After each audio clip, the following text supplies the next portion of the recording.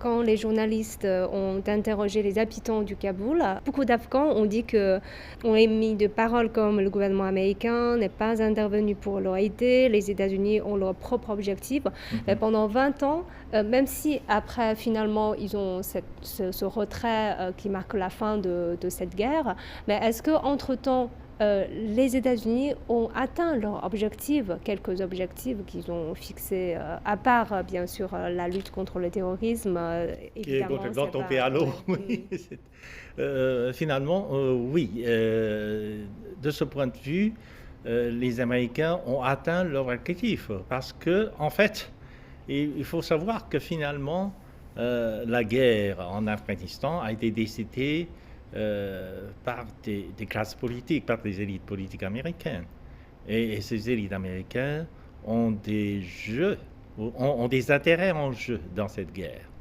Et en fait, si on prend la guerre de 20 ans comme une totalité, en 20 ans, les Américains ont dépensé à peu près plus de 2000 milliards de dollars.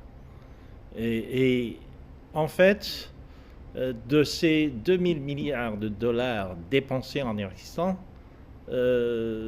seulement quelques dizaines de millions ont été dépensés en Afghanistan, c'est-à-dire pour le pays, pour restaurer le pays, pour un peu. Ce sont des travaux de parade. Ce sont des travaux qui montrent que les Américains sont venus et ils ont essayé d'aider le peuple afghan.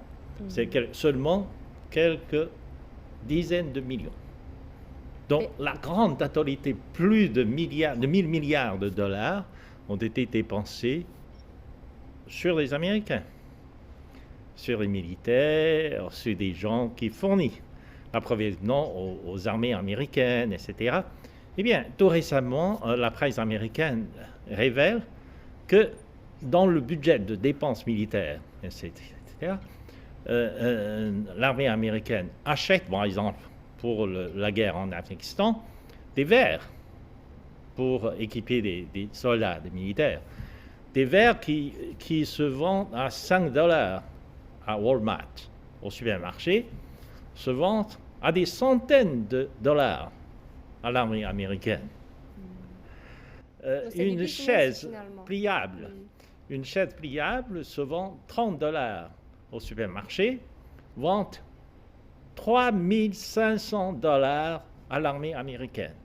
Donc tout cela, la guerre en Afghanistan était en fait une guerre de corruption totale, dont beaucoup d'élites et groupes d'intérêt américains ont tiré profit.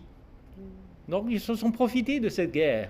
C'est pour ça que la guerre a continué. La guerre a continué parce que c'est un prétexte énorme pour dépenser de l'argent, pour jeter de l'argent par la fenêtre, comme on dit. On ne sait pas, parce que c'est la guerre. La guerre nécessite beaucoup d'argent. Et l'argent est finalement rentré dans la poche de ceux qui ont lancé la guerre, qui se sont enrichis grâce à la guerre. C'est vrai que sinon, avec des bilans apparemment négatifs, on se demande pourquoi la guerre a continué. 20 ans, c'est quand même considérable. Et que on va prendre un autre angle, c'est-à-dire que comment cette guerre a-t-elle impacté l'Afghanistan, Monsieur Chutiapi? C'est comme toute la guerre. Par exemple, aujourd'hui, la situation en Afghanistan, financièrement, c'est une catastrophe totale. Si on pense par exemple qu'à la fin des années 70, déjà plus de 40 ans passés, presque 2 générations que ce pays est en conflit. Alors qu'aujourd'hui, par exemple, même sur le PIB, disons, total, 80% ce sont des crédits, ce sont des financements extérieurs, alors que le pays proprement dit ne produit pas grand-chose. Donc, pour redresser cette situation financière et économique, inflation, chômage, désintégration, etc. Alors là, il n'y a pas de miracle, il n'y a pas de remède miraculeux, que le nouveau pouvoir ferait beaucoup plus d'efforts pour changer cette situation beaucoup plus longue qu'on a prévu.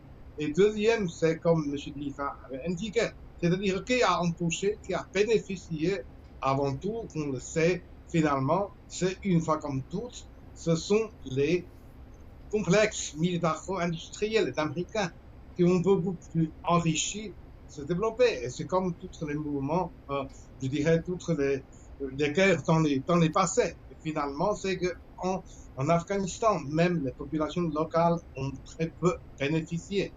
Et enfin, c'est que les Américains, après 20 ans, si on voit 20 ans d'existence, de présence militaire, qu'est-ce qu'ils ont soutenu finalement un groupe qui, disons, élite américanisé et finalement extrêmement corrompu.